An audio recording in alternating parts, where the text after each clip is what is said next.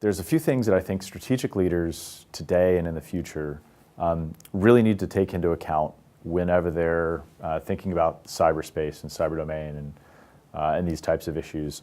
The first is to bring all of the resources to bear on a problem. That is, all of the people who can potentially be beneficial to collaborate together to build those communities of interest. The second thing is that in the cyber domain, it's not simply limited to information and data, confidentiality, integrity, availability. There are human life public safety issues that will greatly impact national security and economic security. The third thing is that in a lot of cases, we already know the right things to do. We just don't always practice them. So what we need to do is catalyze the will and the incentives in order to put those good practices into a play. One of the most probably underrepresented groups around the table at any of these conversations is the technically literate hacker community, the white hat hackers, the good guys, the security researchers who go out to DEF CON every summer to have conversations and to pick apart the latest and greatest technology, the latest and greatest systems, find the flaws, weaknesses. Those types of resources will think very differently than an engineer who builds a system. They'll also think very differently than a policymaker who understands a certain particular domain or a certain particular type of actor class or adversary class out there. And they can be incredibly powerful as teammates and allies rather than as people sitting on the sidelines.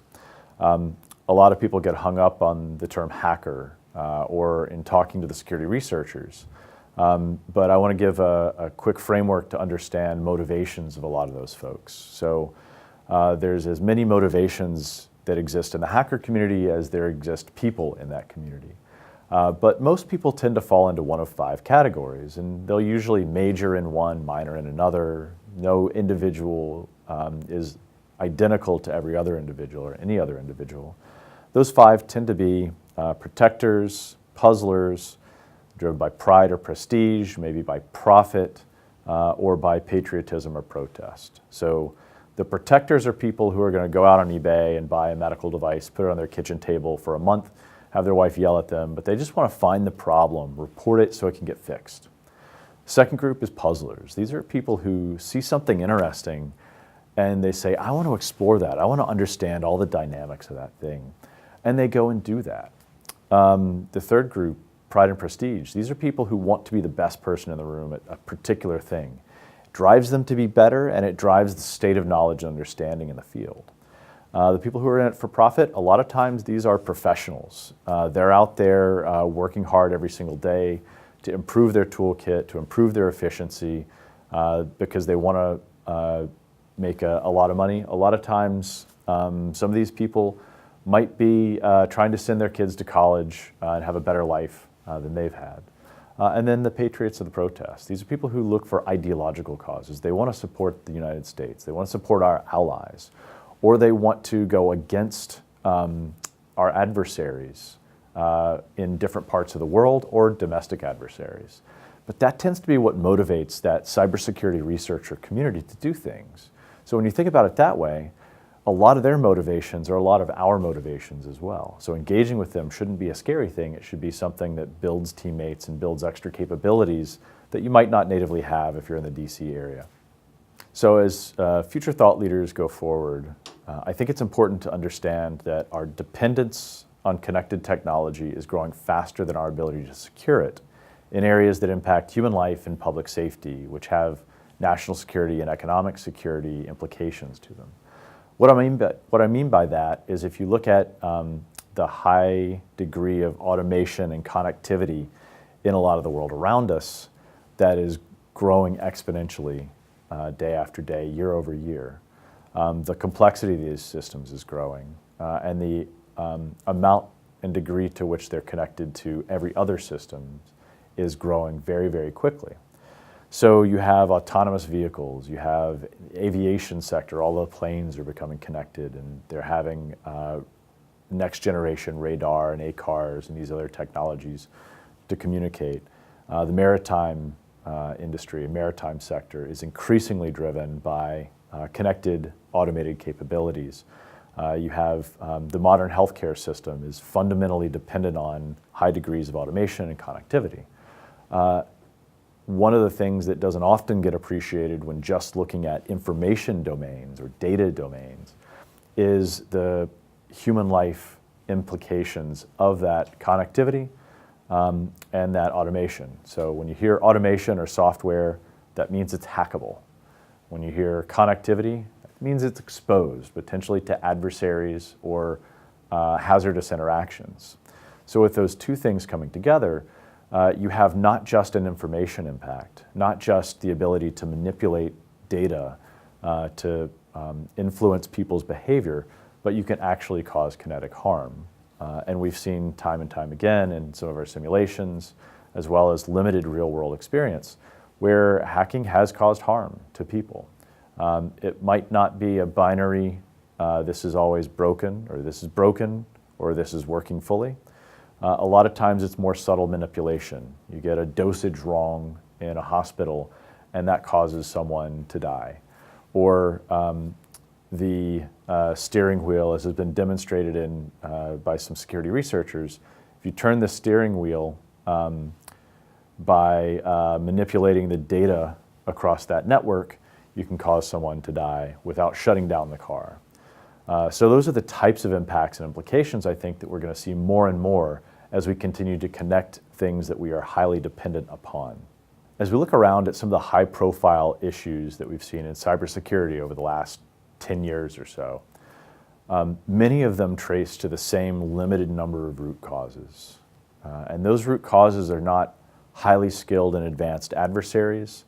They're not really hard to find and pinpoint vulnerabilities and issues that we're susceptible to. Instead, they tend to be fairly commonly avoidable types of things. We might not know everything about cybersecurity and how to defend ourselves perfectly, but we at least have a depth of knowledge of how to avoid making the same mistakes again and again. In other words, we know what fails, even if we don't always know what works. But what we tend to see is that in some of these high-profile breaches, some of the high-profile cyber incidents, it comes down to easily avoidable root causes, what some people tend to call cyber hygiene in some circles. And what we find is that we don't need advanced artificial intelligence, machine learning, brand new rocket science for the cyber age. Instead, what we need to do a better job of is to just do the things that we know work and avoid the things that we know fail.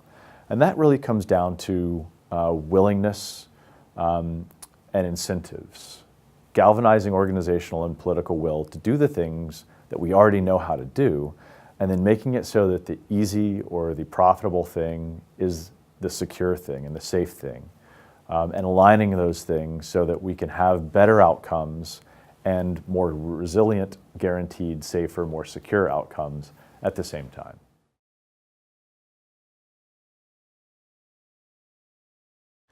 I think that the education system plays an incredibly important role in disseminating knowledge, disseminating information, advancing the state of awareness and learning in information security and cybersecurity.